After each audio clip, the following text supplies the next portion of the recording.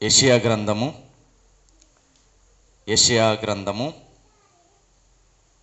54వ అధ్యాయము. యెషయా గ్రంథము 54వ అధ్యాయము 11వ వచనం నేను చదువుతాను. అందరూ నాతో పాటు చదవడానికి ప్రయత్నం చేయండి. యెషయా గ్రంథము 54వ అధ్యాయము 11వ వచనం. ప్రయాసపడి గాలివాన చేత కొట్టబడి ఆదరణ లేక ఉన్నదానా, నేను నీలాంజనములతో నీ కట్టడమును కట్టుదును, నీలములతో నీ పునాదులను వేయుదును. ఆమెన్. యెషయా గ్రంథకర్త ఇక్కడ చెప్పుతున్నటువంటి సందర్భం ఏంటి అంటే, ఒక పట్టణం గురించి చెప్తున్నటువంటి సందర్భం. పట్టణంలో సాధారణంగా ఎవరు మనుషులే కదా ఉండేది. పట్టణంతో చెప్తున్నారు అంటే ఇక్కడ ఎవరితో చెప్తున్నట్టు? మనుష్యులతో చెప్తున్నటువంటి సందర్భం. ఏంటి అలా పరిస్థితి ఎలా ఉంది అని ఆలోచిస్తే, ప్రయాసపడి గాలివాన చేత కొట్టబడి ఆదరణ కరువైపోయి ఉన్నటువంటి పరిస్థితి. ఆ పట్టణంలో ఉన్నటువంటి ప్రజల యొక్క పరిస్థితి ఎలా ఉంది అంటే, ప్రయాసపడ్డారు, గాలివాన చేత కొట్టబడ్డారు. సాధారణంగా గాలివాన వస్తే ఏం పోతుంది? తుఫాన్ ఏదన్నా వచ్చిందనుకో, ఏది చెదిరిపోద్ది? సాధారణంగా మన ఇంటి పైకప్పు కానీ లేదా ఒక గూడు చెదిరిపోయినటువంటి పరిస్థితి ఉంటుంది.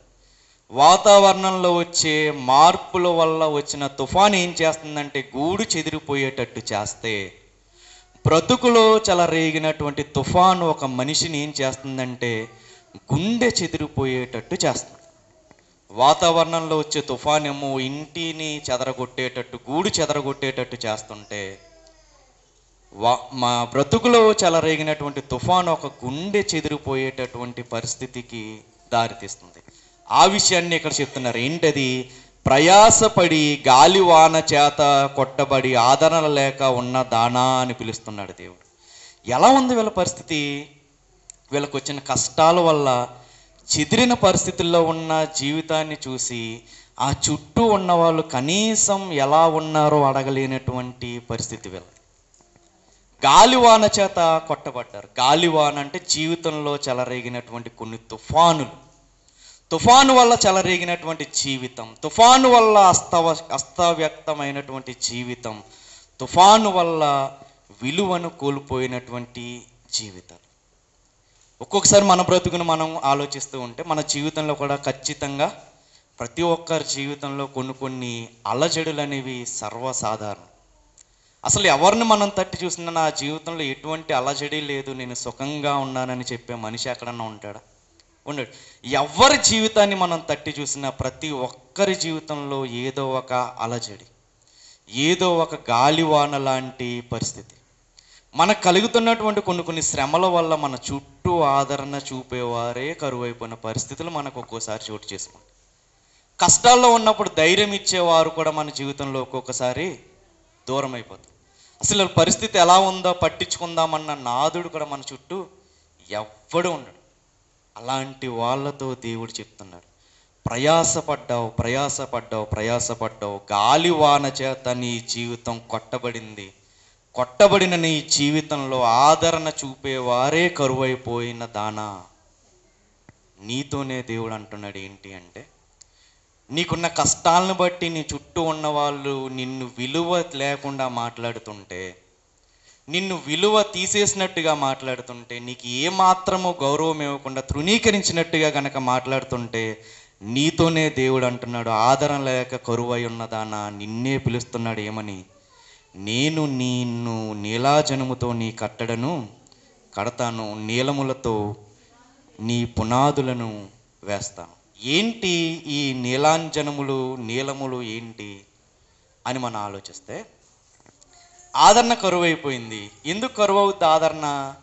మన చుట్టూ ఆదరించే వాళ్ళు లేనప్పుడు మనకేం కరువు అవుద్ది? ఆదరణ కరువు అవుద్ది. అంటే మన చుట్టూ ఆదరించే వాళ్ళు లేరు అంటే మనం తృణీకరించబడినట్టే. మనల్ని ఎవ్వడు పట్టించుకుంటలేదు. మన కష్టం వచ్చినప్పుడు మనం పట్టించుకునే నాదుడే లేడు అంటే ఒక ఒంటరి జీవితాన్ని మనం గడుపుతున్నట్టు.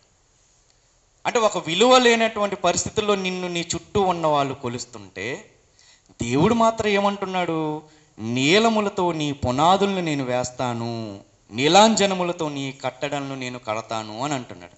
అంటే ఒక విలువ లేనటువంటి వ్యక్తిగా నువ్వు పరిగణించబడుతుంటే దేవుని దృష్టిలో నిన్ను ఏమంటున్నాడు అంటే, నువ్వు నాకు ఒక విలువైనటువంటి వస్తువువి అంటున్నాడు, ఒక విలువైనటువంటి వ్యక్తివి అని అంటున్నాడు.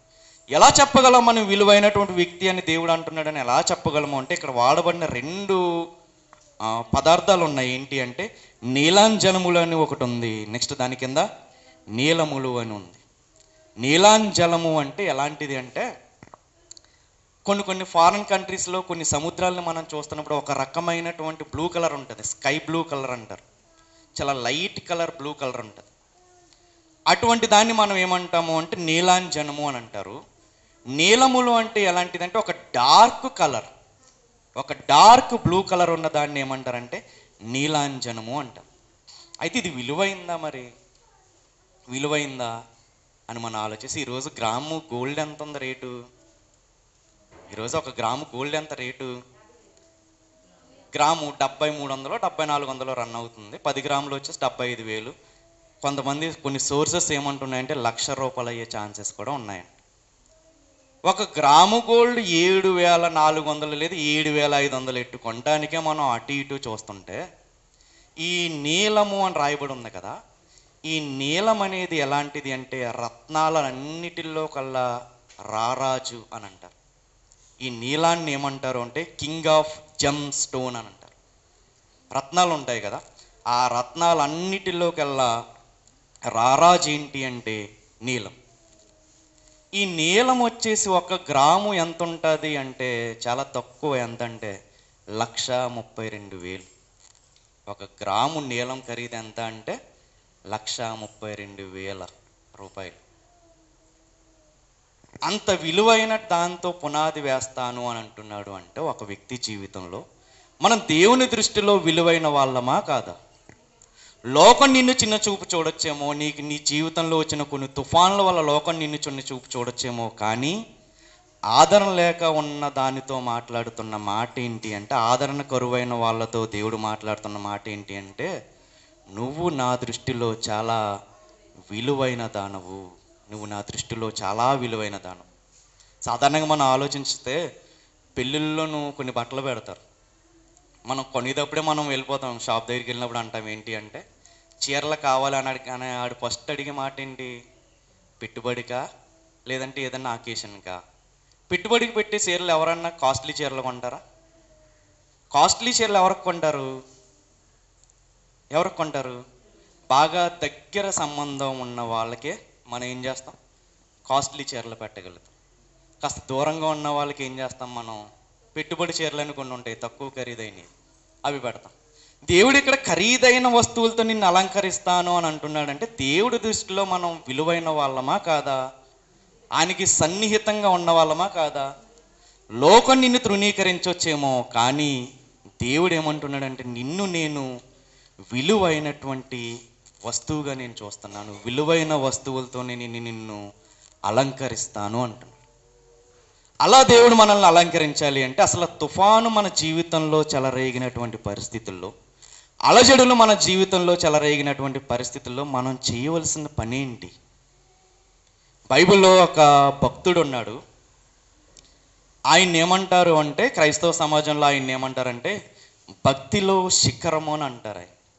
ఎవరా వ్యక్తి అంటే, ఒకప్పుడు సంఘాన్ని బాగా హింసించిన ఆయన, అదే సంఘం కోసం ప్రాణం పెట్టడానికి కూడా వెనకాడనటువంటి ఆయన ఉన్నారు. ఆయన పేరు పౌలు గారు. పౌలు గారు ఏం చేశారంటే, ఆయన ఒక ప్రయాణంలో ఉన్నారు, ఆయన సముద్రపు ప్రయాణంలో ఉన్నారు. ఆ సముద్రపు ప్రయాణంలో ఉన్నప్పుడు ఆయన ప్రయాణం మధ్యలో కూడా ఒక పెద్ద గాలివాన చెలరేగింది. గాలివాన చెలరేగినప్పుడు ఆయన ఏం చేశారు?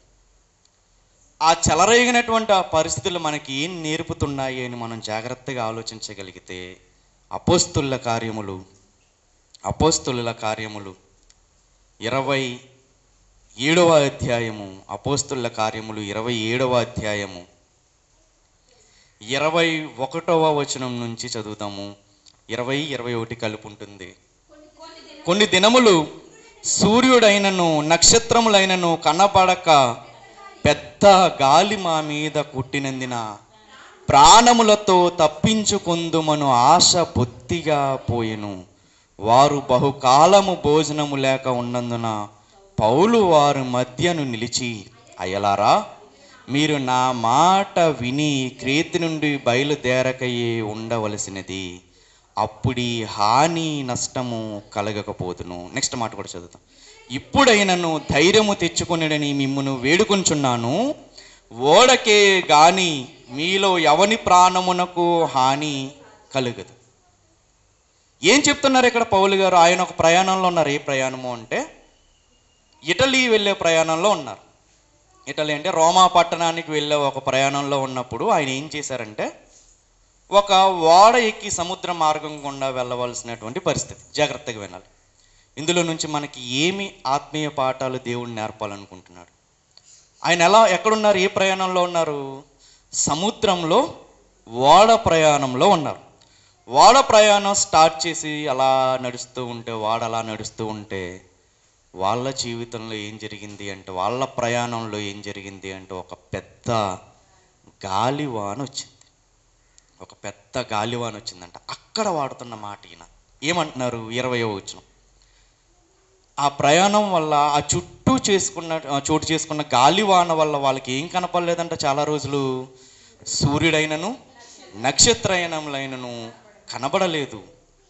ఒక్కొక్కసారి మన జీవితంలో కూడా ఏమవుతుంది అంటే, మన చుట్టూ ఉన్న అనేకమైన శ్రమలు, అన్ని మార్గాలు మూసుకుపోవడం వల్ల మన జీవితంలో ఎటు వెళ్ళాలో తోచినటువంటి పరిస్థితి. సూర్యుడైనను నక్షత్రమైనను కనబడలేదు అంటే అసలు వాళ్ళ జీవితంలో ఏం లేదు, వెలుగు అనేది లేదు. ఎటు తప్పించుకుపోదామా అని కనపడకుండా మూసుకుపోయినటువంటి దారులు, చీకటి కమ్మినటువంటి పరిస్థితులు ఎవరి జీవితంలో? పౌలు గారి ప్రయాణపు జీవితంలో. మన జీవితంలో కూడా అంతే.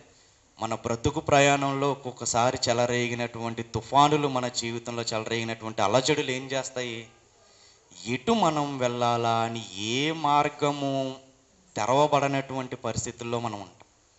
చుట్టూ అంధకారం కమ్ముకున్నటువంటి పరిస్థితుల్లో మనం ఉంటాం. అక్కడ చెప్తున్న మాట ఈయన ఏంటి? కనబడక పెద్ద గాలి మా మీద కొట్టినందున ప్రాణములతో తప్పించుకుందుమను ఆశ బొత్తిగా పోయింది. చుట్టూ గాలివాన. పోనీ మార్గం ఏమన్నా కనపడుతుందంటే సూర్యుడు ఏమన్నా ఉన్నాడా? పోనీ నక్షత్రాల నుంచి వస్తున్న కాంతి ఏమన్నా ఉందా నైట్ టైం ప్రయాణం చేయడానికి? ఏమీ లేదు. ఏమీ లేనప్పుడు వీళ్ళకి ఏమనిపిస్తుంది? అసలు మనం ప్రాణాలతో బయటపడగలమా అన్న ఆశ ఏమైందంట? బొత్తిగా పోయింది. తర్వాత ఏమంటున్నారు? వారు బహుకాలము భోజనము లేక ఉన్నందున పౌలు వారి మధ్యను నిలిచి, అయ్యలారా, మీరు నా మాట విని క్రేతు నుండి బయలుదేరకయే ఉండవలసింది, ఇప్పుడు ఈ హాని కానీ నష్టం కానీ కలగకపోతుంది. ఏం చెప్తున్నారు ఇక్కడ? మీరు నా మాట వినవలసింది. మీరు నా మాట వింటే మనకి కష్టం రాకపోదును కదా. అసలు ఈయన ఎక్కడ చెప్పారు? 9వ వచనం. చాలా కాలమైన తరువాత ఉపవాస దినము కూడా అప్పటికి గతించినందున ప్రయాణము చేయుట అపాయకరమై ఉండెను. అప్పుడు పౌలు గారు అంటున్నారు, అయ్యలారా, ఈ ప్రయాణము వలన సరుకులకును ఓడకును మాత్రమే కాక మన ప్రాణములకు కూడా హానియు బహు నష్టము కలుగునట్లు నాకు తోచుచున్నదని చెప్పి వారిని హెచ్చరించారు. చెప్పారా లేదైనా? ఎలా చెప్పగలిగారు? దేవుడి జ్ఞానం కలిగినటువంటి ఒక దైవజనుడు చెప్తున్న మాట. మన ప్రయాణం ఎందుకో మనకి హాని తలపెడుతుందన్న అనుమానం నాకు వస్తుంది, తోస్తుంది. కాబట్టి మన ప్రయాణం ఆపితే బాగుండు అని హెచ్చరించారంట. కానీ ఈయన ఎలాంటి వాడు? ఒక సామాన్యమైన మనుషుడు. కాబట్టి అక్కడ తర్వాత రాయబడిన మాట చూడండి. అయినను శతాధిపతి పౌలు చెప్పినది నమ్మక, నావికుడును ఓడ యజమానులను చెప్పినదే నమ్మాను. ఏమైంది? ఎవరు చెప్పింది నమ్మారు? శతాధిపతి, నావికుడు చెప్పింది నమ్మాడు. నెక్స్ట్ ఓడ యజమాని చెప్పింది నమ్మాడు. దైవ జ్ఞానం కలిగినటువంటి ఒక దైవ సేవకుడు చెప్తున్నటువంటి మాటని ఎవరు నమ్మలేదు? ఆ ప్రయాణంలో ఉన్నవాళ్ళు నమ్మలేదు. నమ్మకపోవడం వల్ల వచ్చిన ఒక అనర్థం ఏంటి అంటే చాలా బాధాకరమైంది. ఒక 19వ వచనం చూడండి, 18వ వచనం కూడా చదువుదాం. మిక్కిలి పెద్ద గాలి కొట్టుచున్నందున మరునాడు సరుకులు పారవేయ సాగిరి. ఇక్కడ చూడండి, 3వ దినమందు చూడండి ఎలాగా తమ చేతులారా ఓడ సామాగ్రి పారవేసి, తమ చేతులారా చేసుకోవాల్సిన పరిస్థితి ఎందుకు వచ్చింది వీళ్ళకి? ఎవరి మాటని నమ్మకపోవడం వల్ల వచ్చింది. ఒక దైవజనుడు దేవుడు వాక్యాన్ని చెప్తున్నప్పుడు నమ్మకుండా గనక మన ఇష్టానుసారంగా మన ప్రవర్తన ఉంటే మన చేతులారా కొన్ని కోల్పోవలసినటువంటి పరిస్థితి. దేవునికి వాక్యానికి విరుద్ధంగా గనక మన ఆలోచనలు చేసి నా ఇష్టం వచ్చినట్టు చేస్తాను అని గనక మనం ముందుకి సాగిపోతూ ఉంటే మన చేతులారా మనము కోల్పోవలసినటువంటి పరిస్థితి ప్రతి ఒక్కరి జీవితంలోనూ ఉంటుంది అని ఇక్కడ సందర్భం మనకు తెలియజేస్తుంది. గాలి తుఫానులు అందరి జీవితంలోనూ వస్తాయి. నా జీవితంలో ఎటువంటి తుఫాను లేదు, నేను ప్రశాంతంగా ఉన్నాను అని చెప్పగలిగిన వాడు ఎవడు కూడా ఉండడు. ఒకవేళ మీ జీవితంలో గాలి తుఫాను లేదేమో, లేదా ఒకవేళ ఈరోజు గాలి తుఫాను మన జీవితంలో మనం అనుభవిస్తున్నామేమో, కానీ ఖచ్చితంగా దాని నుంచి దేవుడు బయటపడేయగలడు. ఇక్కడ వీళ్ళకి ఎందుకు వచ్చింది అంటే ఒక దైవజనుడు చెప్పిన దేవుని వాక్యాన్ని వీళ్ళు ఏం చేశారు? తృణీకరించారు. ఇక్కడ రాయబడిన ఒక అద్భుతమైన మాట 11వ వచనంలో, శతాధిపతికి ఏముంటుంది? అధికారం ఉంటుంది. ఒక అధికారం ఉన్నవాడు ఎవరి మాట నమ్ముతున్నాడంటే నావికుడు, యజమానుడు. నావికుడి దగ్గర ఏముంటుంది? చదువు ఉంటుంది. యజమాని దగ్గర ఏముంటుంది? డబ్బు ఉంటుంది. అధికారం కలిగిన వాడు చదువుకున్నవాడిని నమ్ముకుంటున్నాడు, డబ్బున్నవాడిని నమ్ముకుంటున్నాడు. నమ్ముకోవడం వల్ల ఎంతమందిని రిస్క్లో పెట్టేశాడు? 276 మందిని రిస్క్లో పెట్టాడు. దేవుని వాక్యానికి విలువనివ్వకుండా తన సొంత నిర్ణయాలు తీసుకోవడం వల్ల జరిగినటువంటి ఒక అనర్థం ఏంటి అంటే వాళ్ళ చేతులారా తెచ్చుకున్న సరుకుల్ని ఎక్కడ వేసారు? వాళ్ళు సముద్రంలో పాడేయవలసినటువంటి పరిస్థితి.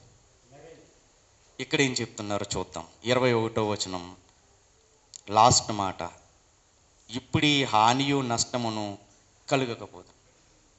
నెక్స్ట్ ఒక మాట చెప్తున్నారు చూడండి, 22వ వచనం, ఇప్పుడైనను ధైర్యము తెచ్చుకొనుడని మిమ్మల్ని వేడుకొనుచున్నాను, ఓడకే గాని మీలో ఎవని ప్రాణమునకు హాని కలగదు.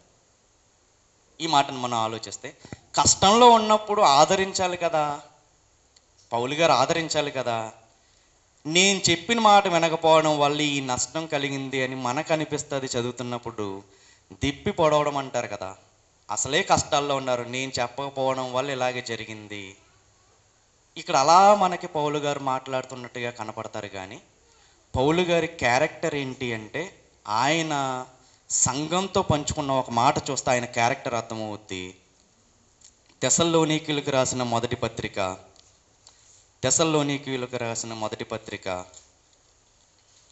5వ అధ్యాయము 14వ వచనం చూద్దాం. సంఘంతో ఆయన చెప్తున్నటువంటి ఒక మాట, సహోదరులారా, మేము మీకు బోధించినది ఏమనగా అక్రమముగా నడుచుకున్న వారికి బుద్ధి చెప్పుడి. ఇప్పుడు బుద్ధి చెప్తున్నారా లేదా పౌలు గారు? నేను చెప్పింది మీరు చేయకపోవడం వల్ల ఏం జరిగింది? నష్టం వచ్చింది. ఆయన క్యారెక్టర్, ఎక్కడ తప్పు జరిగిందో ఆ తప్పుని సరిదిద్దాలి అనేటటువంటి ప్రయత్నం. తప్పు చేసిన వాడిని ఏమంటలా, జరిగిన తప్పుని ఏం చేస్తున్నారు? ఈయన సరిదిద్దే ప్రయత్నం చేస్తున్నారు. ఇక రెండోది ఈయన క్యారెక్టర్ ఏంటి? ధైర్యము చెడిన వారిని ధైర్యపరచుడి. మొట్టమొదటి ఈయన సరిదిద్దే ప్రయత్నము చేస్తున్నారు. రెండవది ఏం చేస్తున్నారు? ధైర్యము చెడిన వారిని ధైర్యపరిచే ప్రయత్నం కూడా చేస్తున్నారు. అదే 22వ వచనం, అపోస్తలుల కార్యాలు 27వ అధ్యాయము 22వ వచనం, ఇప్పుడైనను ధైర్యము తెచ్చుకొనుడని మిమ్మును వేడుకొంచును. ఇప్పుడు ఈయన ధైర్యపరుస్తున్నారా? ధైర్యపరచట్లేదా? ధైర్యపరుస్తున్నారు. ఎలా ధైర్యపరుస్తున్నారు? వాడకే గాని మీలో ఎవని ప్రాణమునకు హాని కలగదు. ఒక విషయాన్ని మనం ఆలోచిద్దాం ఇదే సందర్భాన్ని. 21వ అధ్యాయం మధ్యలో ఒక భాగం ఉంది. వారు బహుకాలము కనపడ్డదా, భోజనము లేక ఉన్నందున పౌలు వారి మధ్యను నిలిచి, ఇప్పుడు 22వ వచనం చదువుతాం. ఇప్పుడైనను ధైర్యము తెచ్చుకునుడని మిమ్మును వేడుకొనుచున్నాను, వాడకే గాని మీలో ఎవని ప్రాణమునకు హాని కలగదు. ఇప్పుడు ఒక మాట మనం ఆలోచిద్దాము. వాళ్ళు ఎలా ఉన్నారు? భోజనం చేసి తృప్తిగా ఉన్నారా? ఎలా ఉన్నారు? భోజనం లేకుండా ఉన్న వాళ్ళతో చెప్పవలసిన మాట ఆహారాన్ని కదా సిద్ధపరచాల్సింది. మరి ఈయనేంటి నుంచి వాక్యం చెప్తున్నాడు? ఆకలిగా ఉన్న వాళ్ళకి భోజనం కదా పెట్టాలి ఆ సందర్భంలో. మరి ఈయనేంటి వాక్యం చెప్తున్నారు? ఈయన యేసుక్రీస్తు వారి యొక్క బోధనలను తన జీవితంలో అన్వయించుకున్నవాడే. ఏం చెప్పారు యేసుక్రీస్తు వారు? మత్తయి సువార్త 4వ అధ్యాయము 4వ వచనం. అందుకు ఆయన, మనుష్యుడు రొట్టె వలన మాత్రము కాదు గాని దేవుని నోట నుండి వచ్చు ప్రతి మాట వలన జీవించును. దేనివల్ల జీవిస్తాడంట మనిషి? రొట్టె వలన కాదు, దేవుని నోట నుండి వచ్చు ప్రతి మాట వలన జీవించును అన్న యేసుక్రీస్తు వారి బోధనను ఇక్కడ ఈయన అప్లై చేస్తున్నారు. ధైర్యం చెడిపోయి ఉన్నారు వాళ్ళు. మనమే ఉన్నాము. బాధలో ఉన్నప్పుడు మనకు అన్నం తినాలనిపిస్తుందా? కష్టాల్లో ఉన్నప్పుడు అన్నం ఏమని ఎక్కుద్దా మనకి? ఫస్ట్ ఏం చేయాలి? మనల్ని ధైర్యపరచాలి, ఓదార్చే వాళ్ళు మన చుట్టూ ఉండాలి. అదే ఇక్కడ ఈయన చేస్తున్నాడు. ఏం చేస్తున్నాడు ఈయన? ఇప్పుడైనను మించిపోయింది ఏమీ లేదు. ఏం చేయాలి? మీరు ధైర్యము తెచ్చుకున్నాడని మిమ్మల్ని వేడుకొనుచున్నాను, వాడకే గాని మీలో ఎవ్వని ప్రాణమునకు హాని కలగదు. ఎలా చెప్తున్నావు అయ్యా ఇది? ఎలా చెప్తున్నారు? దేవుని నోట నుండి వచ్చే ప్రతి మాట వలన మనుష్యుడు జీవిస్తాడు. ఏంటా దేవుని నోట నుంచి వచ్చిన మాట? 23వ వచనం. నేను ఎవని వాడనో, ఎవనిని సేవించుచున్నానో ఆ దేవుని దూత గడిచిన రాత్రి నా యొద్ద నిలిచి, పౌలా భయపడొద్దు, నీవు కైసరు ఎదుట నిలవవలసి ఉన్నది. ఇదిగో నీతో కూడా ఓడలో ప్రయాణమైపోచున్న వారందరినీ దేవుడు నీకు అనుగ్రహించి ఉన్నాడని నాతో చెప్పెను. కాబట్టి ఎలారా, ధైర్యము తెచ్చుకున్నది, నాతో దూత చెప్పిన ప్రకారము జరుగునని నేను దేవునిని నమ్ముచున్నాను. మనుష్యుడి నోట వలన వచ్చే మాట వలన జీవిస్తాడు అనడానికి పర్ఫెక్ట్ ఎగ్జాంపుల్ ఇది. ధైర్యం చెడిపోయి ఉన్నారు వాళ్ళు. ధైర్యం చెడిపోయినప్పుడు కావాల్సింది ఏంటి? ధైర్యాన్ని ఇవ్వడం. అదే పని ఇక్కడ ఎవరు చేస్తున్నారు? పౌలు గారు చేస్తున్నారు. ఆయన ధైర్యపరుస్తూ ఒక మాట అన్నారు 22వ వచనంలో, ధైర్యము తెచ్చుకొనుడని మిమ్మును వేడుకొనుచున్నాను. చూడండి నెక్స్ట్ మాట, వాడకే గాని మీలో ఎవని ప్రాణమునకు హాని కలగదు. జాగ్రత్తగా మనం ఈ మాటను ఆలోచిస్తే వీళ్ళందరూ ఉన్నది ఇందులో వాడలో. మరి ఈయనేంటి వాడక హాని కలుగుతుంది కానీ మీకు హాని కలగదు అని అంటున్నారేంటి? అసలు వాడలో ఉన్నది వాళ్ళందరూ వాళ్ళలో ఉన్నారు. వాడకి ఏమైనా హాని కలిగితే ఎవరికి కలుగుతుంది? అందులో ఉన్న వాళ్ళకి. కానీ ఈయన ఏమంటున్నాడు? వాడకి హాని కలుగుతుంది కానీ మీలో ఎవడి ప్రాణానికి హాని కలగదు. ఏంటి ఈయన ఎలా అంటున్నారు? అదే పౌలు గారు ఏమంటున్నారంటే, అసలు మీ వెంట్రుక కూడా రాల్చలేదు ఈ గాలివాన అని అంటున్నారు. నమ్మకపోతే 34వ వచనం. 14 దినముల నుండి మీరేమీ పుచ్చుకొనక ఉపవాసముతో కనిపెట్టుకుని ఉన్నారు కనుక ఆహారము పుచ్చుకొనుడని మిమ్మల్ని వేడుకొంచున్నాను, ఇది మీ ప్రాణరక్షణకు సహాయమగును. చూడండి, మీలో ఎవని తల నుండి ఒక వెంట్రిక అయినను నశింపదని చెప్పుచు ఆహారము పుచ్చుకొనుడని అందరినీ బ్రతిమాలుకుని. ఏం చెప్పాలనుకుంటున్నారు ఇక్కడ పౌలు గారు? నీ జీవితంలో నీకు వచ్చిన కొన్ని తుఫాన్లు ఉన్నాయి కదా, అది ఆర్థిక పరమైనటువంటి తుఫాన్ అయినా ఉండొచ్చు, అప్పుల బాధ అనే తుఫాన్ అయినా అయి ఉండొచ్చు, అనారోగ్య పరిస్థితులు అనే తుఫాన్ అయినా అయి ఉండొచ్చు, లేదా సరైనటువంటి సత్సంబంధాలను కోల్పోయి బాధపడుతున్నటువంటి సందర్భం అన్నా అయి ఉండొచ్చు, ఉద్యోగాన్ని కోల్పోయి బాధపడుతున్న సందర్భం అన్నా అయి ఉండొచ్చు. ఏదైనా కానీ నీ వెంట్రుక కూడా పీకలేదు అని పౌలు గారు అంట. వచ్చిన తుఫానులన్నీ కూడా బలమైనవే అయి ఉండొచ్చు, కానీ నిన్ను కదపగలిగేంత బలమైనవి కావు. ఇక్కడ ఏమంటున్నారు? వాడకు హాని కలగొచ్చేమో, మీకు ఆధారంగా ఉన్న వాడకు హాని కలగొచ్చేమో, కానీ మీకు మాత్రం ఏ హాని కలగదు.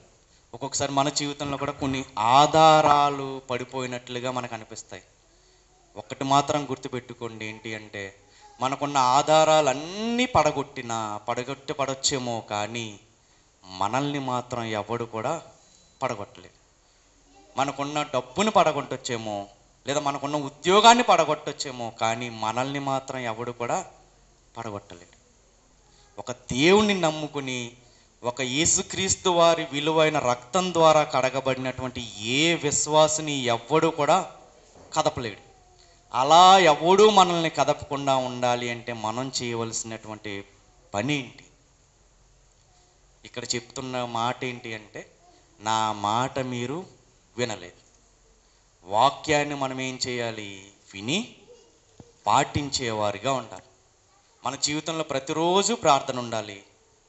అనుకున్న టైంలో ఉపవాసం ఉండగలిగితే ఉపవాస ప్రార్థన చేయాలి. వాక్యాన్ని మనం చదవగలిగితే ఏ తుఫాను వచ్చినా కానీ మనల్ని ఏమాత్రము కూడా కదపలేదు. ఎందుకంటే మన పునాదులు దేని ద్వారా స్థాపించబడ్డాయి అంటే దేవుని వాక్యం ద్వారా స్థాపించబడింది. ప్రార్థన అనే దాని ద్వారా స్థాపించబడింది. ఉపవాసం అనేటటువంటి నీరు ద్వారా మన పునాది స్థిరపరచబడింది. అందువల్ల ఏ కష్టము, ఎటువంటి తుఫాను, ఎటువంటి అలజడి కూడా మనల్ని ఏమీ చేయలేదు. అదే ఇక్కడ చెప్తున్నారు. ఇక్కడ కష్టం వచ్చినప్పుడు పౌలు గారు చేసిన ఒక అద్భుతమైన పని ఏంటి అంటే, ఈ ఓడలో ఎవరితోనూ దేవదూత మాట్లాడలేదు. పౌలు గారితోనూ దేవదూత ఎందుకు మాట్లాడింది? ఈయన కూడా భయపడుతున్నారు. భయపడుతున్నప్పుడు ఈయన చేసిన ఒక అద్భుతమైన పని ఏంటి అంటే ప్రార్థన చేశారు. అది ఇక్కడ రాయబడిన మాట ఏంటి? 23వ వచనం, నేను ఎవడి వాడనో ఎవరిని సేవించుచున్నాను, ఆ దేవుని దూత గడిచిన రాత్రి నా యొద్ద నిలిచి, పౌలా భయపడద్దు, పౌలా భయపడద్దు. నన్ను ధైర్యపరిచింది ఎవరు అంటే నా దేవుడు. నేనేం చేయాలనుకుంటున్నానంటే మీ అందరినీ ధైర్యపరచాలనుకుంటున్నాను. ఒక విశ్వాసికి ఉండవలసిన క్యారెక్టర్ని ఇక్కడ చెప్తున్నాడు. ఏంటి అంటే ధైర్యము తెచ్చుకునిడి, నాతో దూత చెప్పిన ప్రకారము జరుగునని నేను దేవుణ్ణి నమ్ముచున్నాను. 25వ వచనం, నేను దేవుణ్ణి నమ్ముచున్నాను, దేవుణ్ణి నమ్ముచున్నాను. ఎలా నమ్ముచున్నాడు? నాతో దేవుడు ఏదైతే చెప్పాడో, దూత ఏదైతే చెప్పిందో అదంతా జరుగుతుందని నేను నమ్ముతున్నాను. మీరు కూడా నమ్మండి. మన నమ్మకం మనల్ని ఏం చేస్తుంది? తుఫానులో నుంచి మనల్ని బయటికి తీసుకురాగలదు. మనం దేన్ని ఆధారం చేసుకుని బ్రతుకుతున్నామో ఆ ఆధారాన్ని ఎవడన్నా కదపొచ్చేమో, కానీ మనల్ని మాత్రం ఏ కష్టము కూడా కదపలేదు. ఎందుకంటే మనం వాక్యం అనే పునాదుల మీద మనము కట్టబడ్డాం. మన జీవితంలో ఏ పెనుగాలైనా రావచ్చు, కానీ ఆ గాలికి మాత్రం మనము కొట్టుకొని పోము. ఇక్కడ వీళ్ళ జీవితంలో కూడా వచ్చింది ఏంటి అంటే ఒక పెద్ద గాలి వాళ్ళ జీవితంలో వచ్చింది, వాళ్ళ ప్రయాణంలో వచ్చింది.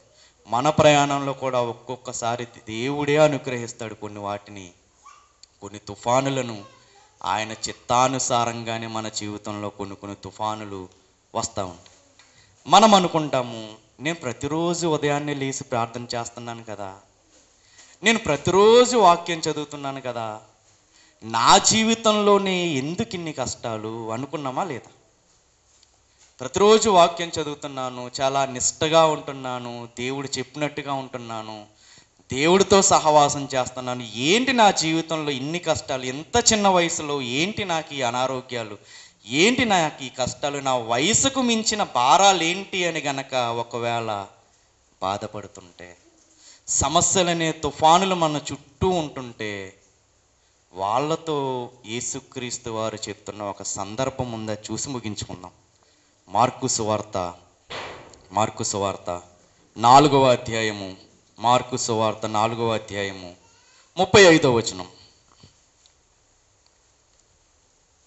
ఆ దినమే సాయంకాలం అయినప్పుడు ఆయన అద్దరికి పోదుమని వారితో చెప్పగా వారు జనులను పంపివేసి, ఈ మాట జాగ్రత్తగా చూద్దాం, ఆయనను ఉండపాటున చిన్న దోణిలో తీసుకుని పోయిరి. ఎందులో తీసుకుని పోయారు? చిన్న దోణిలో. ఎవరిని తీసుకువెళ్తున్నారంటే ఆకాశ మహాకాశాలు పట్టజాలనటువంటి ఒక పెద్ద దేవుణ్ణి వాళ్ళు తీసుకుని వెళ్తారు. ఇంకా చదువుతాం. ఆయన వెంబడి మరికొన్ని దోణిలు వచ్చెను.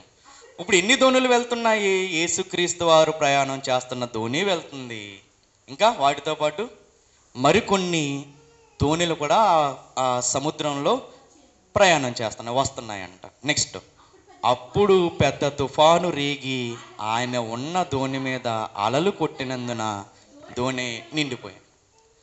ఏ దోణిలో వెళ్తున్నారు యేసుక్రీస్తు వారు? చిన్న దోణి. తుఫాను ఎలా ఉందంట? 37వ వచనం. పెద్ద తుఫాను దేని మీద చెలరేగుతుంది? చిన్న దోణి మీద చెలరేగుతుంది. ఒక్కొక్కసారి మనం అనుకోవచ్చు ఏంటి అంటే, నా వయసు చిన్నదైనా నా సమస్యలు మాత్రం నా వయసుకు మించినటువంటి భారాలతో నేను బాధపడుతున్నాను. నా ఆదాయం చాలా తక్కువ, కానీ నాకు వస్తున్నటువంటి కొన్ని అనుకోని ఖర్చులు ఏం చేస్తున్నాయి? నా ఆర్థిక పరిస్థితుల్ని చిన్నాభిన్నం చేస్తున్నాయి. నా వయసుకు మించిన బాధలు నన్ను ఏలుబడి చేస్తున్నాయి అని ఒకవేళ బాధపడితే, చిన్న దోణి మీదకి ఏమొచ్చింది? పెద్ద తుఫాను వచ్చింది. యోసేపు ఏ వయసులో కష్టాలు పడ్డాడు? చిన్న వయసులో, 17 ఏళ్ల వయసులో కష్టాలు పడ్డాడు. ఎస్తేరు గారు ఏ వయసులో కష్టాలు పడ్డారు? చిన్న వయసులోనే కష్టాలు పడ్డది. రాణిగా చలామణి అయింది. తర్వాత దావీదు గారు చిన్న వయసులో తృణీకరణకు గురయ్యాడు, రాజుగా ఏలేటట్టుగా దేవుడు చేశాడు.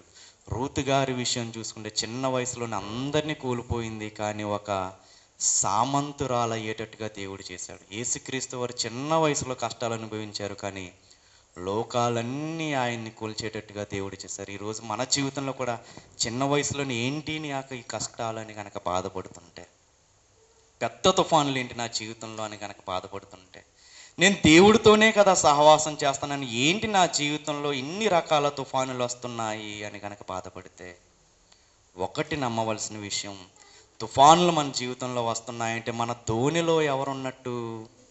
యేసుక్రీస్తు వారు ఉన్నట్టు. ఇక్కడ చూడండి, ఇక్కడ రాయబడిన ఒక మాట, అప్పుడు పెద్ద తుఫాను రేగి ఆయన ఉన్న దోణి మీద అలలు కొట్టినందున దోణి నిండిపోయింది. అక్కడ చూస్తే ఆయన ఆ ఒక్క దోణే ఉందా? 36వ వచనంలో ఏం చెప్తున్నారు? 36వ వచనం లాస్ట్ మాట, ఆయన వెంబడి మరికొన్ని దోణిలు వస్తున్నాయి. ఆయన వెంబడి అనేకమైన దోణిలు వస్తుంటే ఆయన ఉన్న దోణిలోనే ఎందుకు కొడుతున్నాయి? దేవుడు మనతో ఉంటే కొన్ని కష్టాలని దేవుడు మనకి అనుగ్రహిస్తాడు, కానీ ఆ కష్టాలు మనల్ని ఏమాత్రము కూడా కదపలేవు. ఇక్కడ వాళ్ళు చేసిన పని ఏంటో చూద్దాం ఒకసారి. ఆయన దోణి అమరమున తలగడ మీద తలవాల్చుకుని నిద్రించుచున్నాను. వారు ఆయనను లేపి, బోధకుడా, మేము నశించుచున్నాము, మీకు చింత లేదా అని ఆయనతో అనిరు. అందుకు ఆయన లేచి గాలిని గద్దించి నిశ్శబ్దమై ఊరుకుండుమని సముద్రంతో చెప్పగా గాలి అణిగి మిక్కిలి నిమ్మలమై.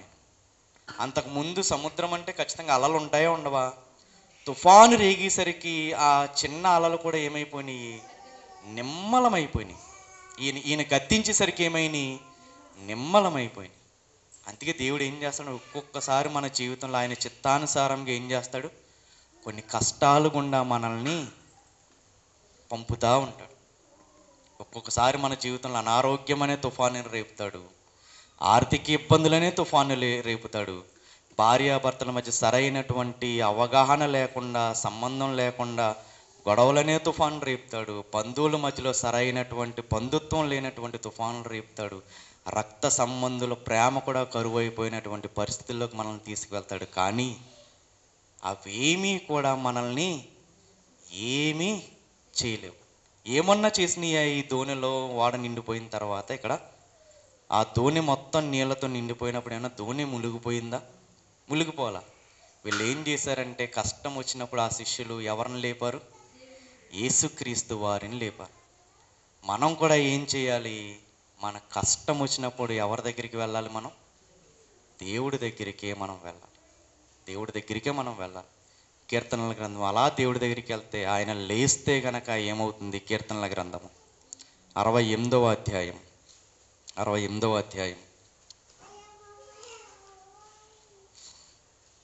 1వ వచనం. దేవుడు లేచునుగాక, ఆయన శత్రువులు చెలరేగిపోవుదురుగాక, ఆయనను ద్వేషించువారు ఆయన సన్నిధి నుండి పారిపోవుదురుగాక. దేవుడు గనక మన విషయంలో గనక లేస్తే మన చుట్టూ ఉన్న ఏలుబడి చేస్తున్న శత్రు సమూహం ఏదైతే ఉందో అవన్నీ ఏమవుతాయి? చెదిరిపోతాయి. దేవుడు యేసుక్రీస్తు వారు లేచిన తర్వాత సముద్రం ఏమైపోయింది? నిమ్మలమైపోయింది. ఇక్కడ పౌలు గారిని కూడా ఏం చేశారంటే తృణీకరించారు. ఒక అధికారం కలిగిన వాడు తృణీకరించాడు, ఒక చదువుకున్నవాడు తృణీకరించాడు, ఒక డబ్బున్నవాడు తృణీకరించాడు. కానీ మనకి అధికారం కానీ, డబ్బు కానీ, లేదంటే విద్య కానీ మనల్ని పోషిస్తుందేమో, కానీ కృంగిన సమయంలో మనకి ఆదరణ కలిగించేది మాత్రం దేవుడు మాత్రమే. ఇప్పుడు నిజంగా మనం ఇందాక చదువుకున్న సందర్భం చూస్తే, అధికారం కలిగిన వాడికి, నావికుడైన విద్యావంతుడైన నావికుడికి, ధనం కలిగినటువంటి ఓడ యజమానుడికి ఆఖరిగా ఎవరు దిక్కయ్యారు?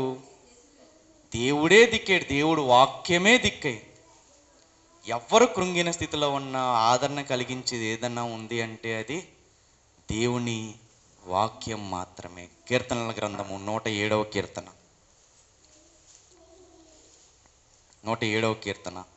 29వ వచనం. ఆయన తుఫానును ఆపివేయగా దాని తరంగములు అణిగిపోయెను, అవి నిమ్మలమైనవని వారు సంతోషించిరి, వారు కోరిన రేవునకు ఆయన వారిని నడిపించారు. ఎప్పుడు జరుగుతుంది ఇది? ఆయన తుఫాను ఆపివేసినప్పుడు జరుగుతుంది. ఆయన తుఫాను ఆపివేయాలంటే మనం ఏం చేయాలి? దేవుడు లేచేటట్టుగా మనం ఏం చేయాలి? ప్రార్థన చేయాలి.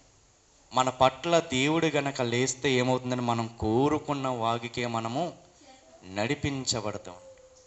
ఒకవేళ ఈరోజు ఆరాధనకు వచ్చిన పరిస్థితుల్లో, తుఫాను కలిగిన పరిస్థితుల్లో గనక ఉంటే, ఏంటి నా పరిస్థితి అంటూ భయపడుతూ గనక ఉంటే, ఏంటి నా పరిస్థితి, నా కుటుంబ పరిస్థితి ఏమవుతుందా అని కలవరపడుతూ ఉంటే, కన్నీరు పీడుస్తూ ఉంటే, ఈ చుట్టూ ఉన్న తుఫానులను చూసి అల్లాడుతూ గనక ఉంటే, ఒక విషయాన్ని మనం గుర్తుపెట్టుకోవాలి. మన చిన్న దోణిలో ఎవరున్నారు? ఆకాశ మహాకాశాలు పట్టజాలనటువంటి ఒక పెద్ద దేవుడు మనతో ఉన్నాడు. అంత పెద్ద దేవుడు మనతో ఉన్నప్పుడు ఏమాత్రము మనము కదల్చబడము, భయపడము. దేవుడు మనం కోరుకున్న రేవుకే మనందరినీ నడిపించును గాక. ఆమేన్.